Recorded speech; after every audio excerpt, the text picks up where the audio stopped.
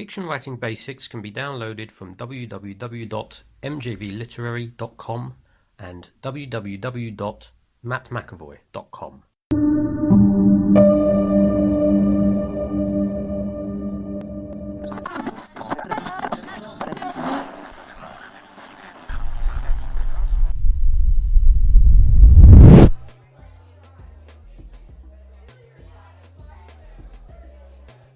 Welcome to the fourth and final lesson in Fiction Writing Basics, preparing to publish.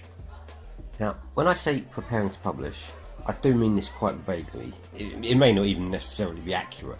What I actually mean is the moment you think, right, I've finished my book, now I can publish it, or submit it, put it down for good, lock it away, whatever your plans are for it.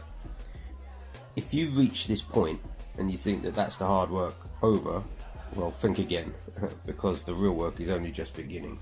There is an infinite amount of marketing work which can follow, but as I mentioned in the introduction, this isn't a marketing course. What I'll focus on in this lesson and the main stage is between completion and publication, and I'll go through them methodically.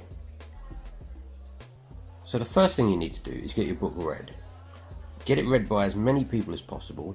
But most importantly, consider investing in a good professional beta reader.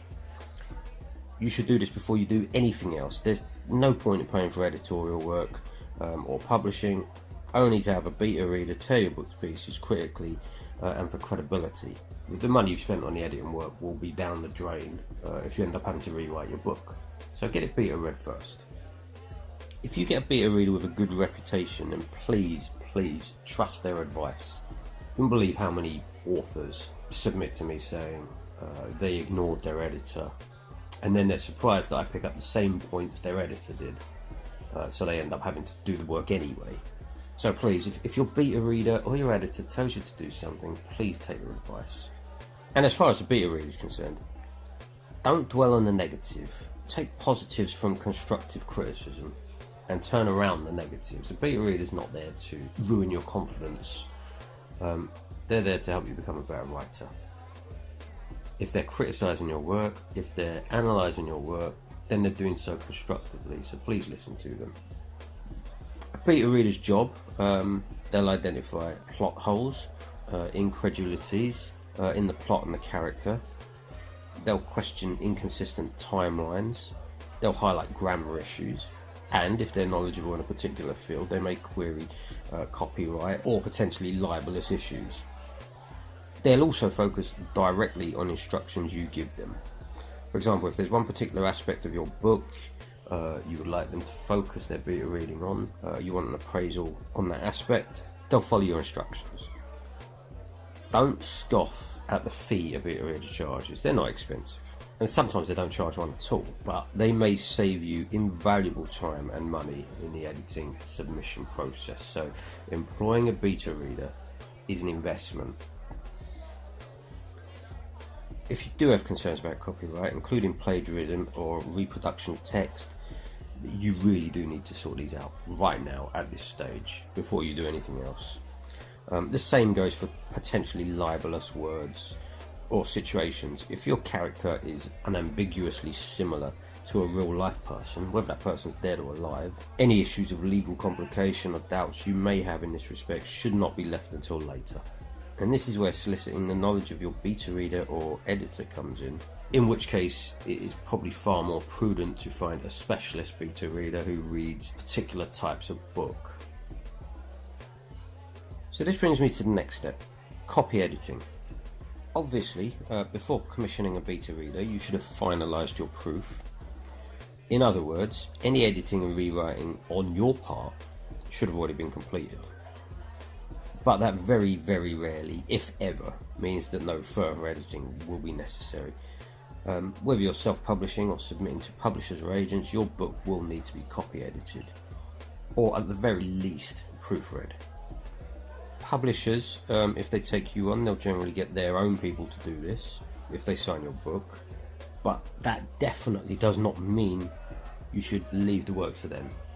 I mean, don't forget, you still have to get to that stage first. You have to get your manuscript past the agents and publishers, and if the grammar's not up to scratch, they're not going to be impressed. So the message here is, whether you're traditionally publishing or self-publishing, you should always invest in commissioning a book editor before you submit it to either copy edit or proofread your work. As I said before, this is as well as your own final edits and should be carried out after the beta reading stage. All authors, however good they are, however professional or prolifically published, they employ the services of a copy editor. I make my own living from copy editing and proofreading, and many of my clients have been published for years. So don't even think about self-publishing your book or submitting it to agents or publishers until the copy is, in your mind, flawless. So what are your plans for the book? Are you planning to self-publish it, or are you submitting it to be hopefully signed by a publisher?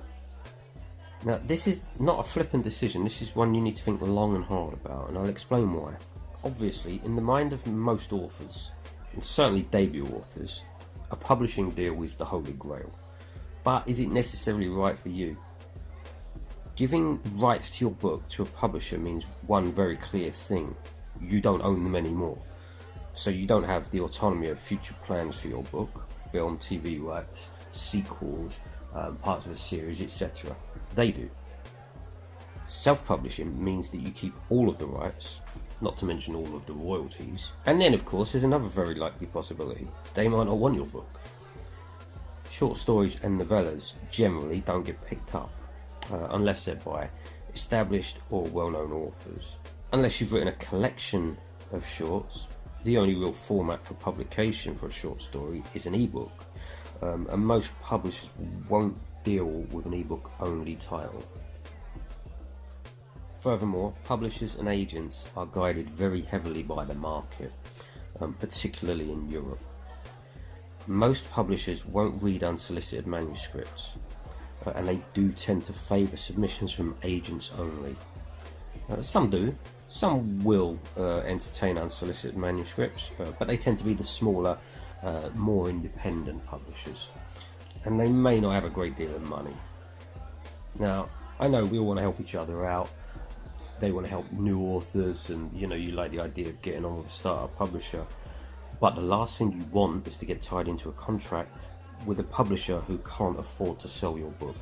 So where you can, you should try and get an agent, for lots of reasons. Obviously, the nature of an agent is that they will get you a better deal. You're their client, and they'll do their best for you. The problem is, of course, certainly in the UK, book agents are often harder to get than publishers. The nature of an agent in any field is to make money, and they do that ruthlessly by sticking to market trends.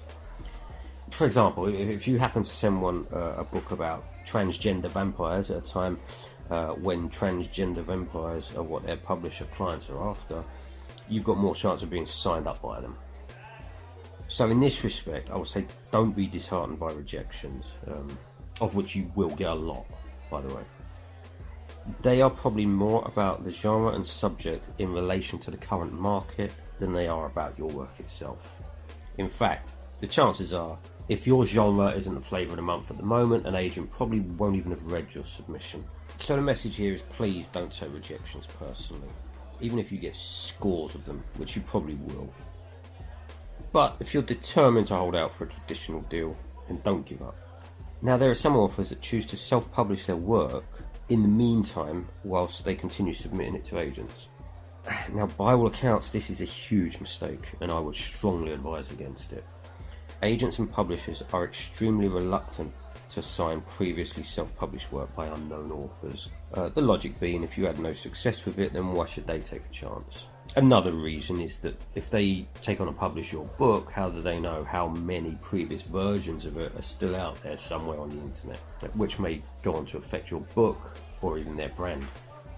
So they are reluctant to take a chance on self-published authors. The exception, I suppose, is if you've got tens of thousands of sales from self-publishing. It might be a different story then, and it might give you leverage with agents and publishers. Most of us won't fit into that category, so think very carefully before self-publishing your book, if you're after a traditional deal. Now, another option is to compile a list of agents and publishers and work through it submitting to them. If you reach the end of your list and have had no offers, then it may be time to resign yourself to self-publishing this title and concentrate on the next one, which may have more luck with the traditional path. I do need to make an important point here. I mentioned compiling a list of all the agents and publishers. Believe me, this will be a long list. I know this because I've done it. But whatever you do, don't spam them. Publishing professionals have a very high opinion of themselves, and they do like to think your interest in them is exclusive. So do your homework on them, their preferred genres, other titles they've worked with, etc., and then prioritise them. Submit to them in small batches of say 3 to 5 at a time. Then spend time chasing up the first batch before you give up on it and submit to the second batch. Now this may take a long time. Unfortunately, that's just how it is. Don't think if you spam them they won't find out and you'll get away with it, because they will find out. Many publishers tend to subcontract the same editors and readers, and there is a chance that your duplicated submission will reach the same person more than once. Once that happens, of course, you're rumbled, and they'll realise they weren't the centre of your universe and they won't like it. Okay, so I've talked about preparing to self-publish or submit your book, but how do you actually go about doing it?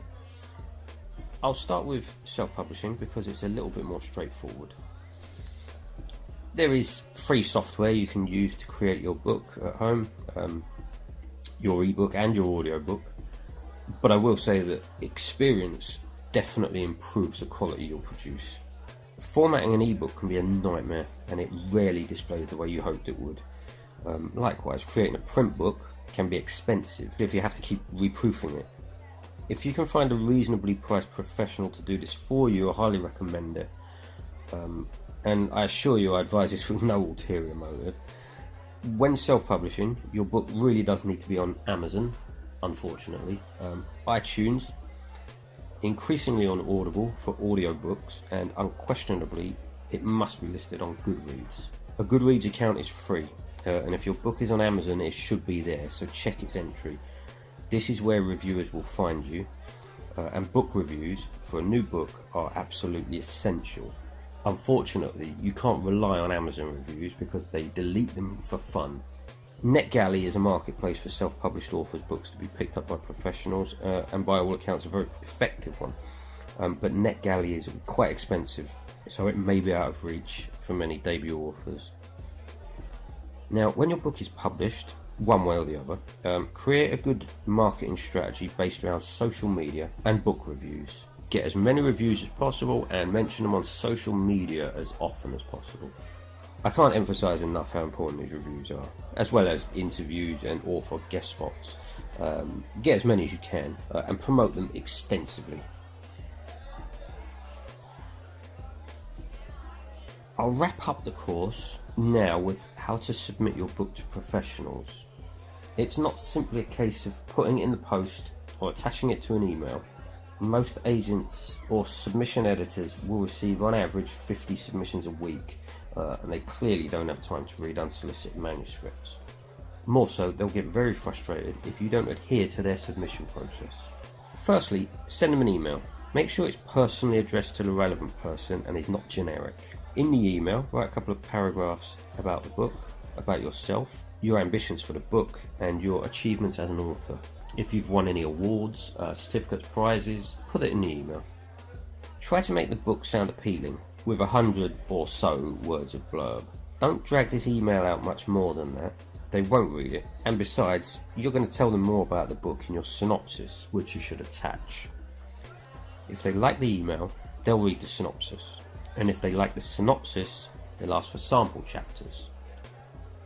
This is pretty much the standard submission process. Don't be tempted to attach your sample chapters or manuscript until they ask for it, but do give them the synopsis as an attachment in your introductory email. You might catch someone's fancy on a whim.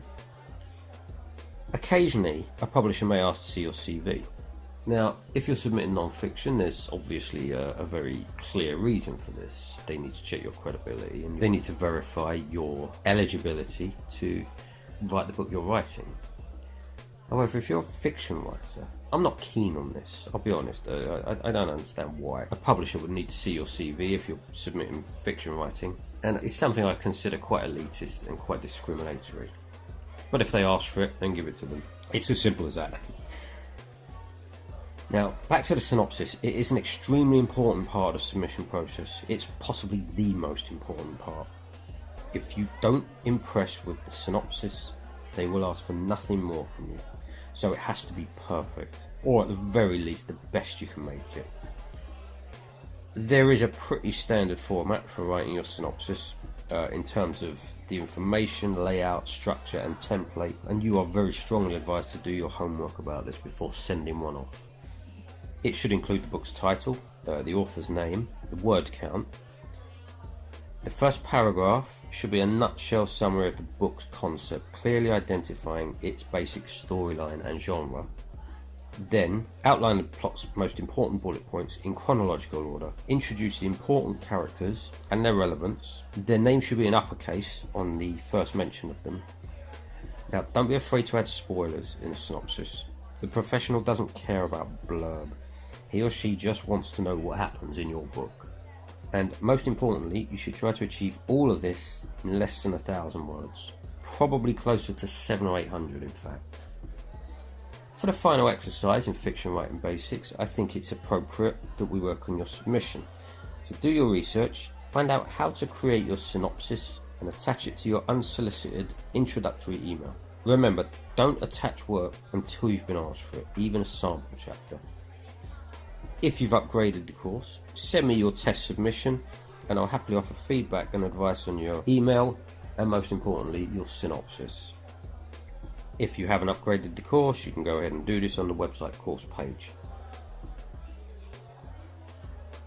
So that brings us to the end of Fiction Writing Basics. I hope you've gained some useful information from the course, and most importantly that it's helped to encourage you to create your book with a little bit more confidence. If you have any questions about any aspect of the course or would like to give feedback, please feel free to contact me by email at authors@mjvliterary.com. So thanks again for downloading Fiction Writing Basics. I wish you the very best of luck with your book and I hope to receive it for review soon.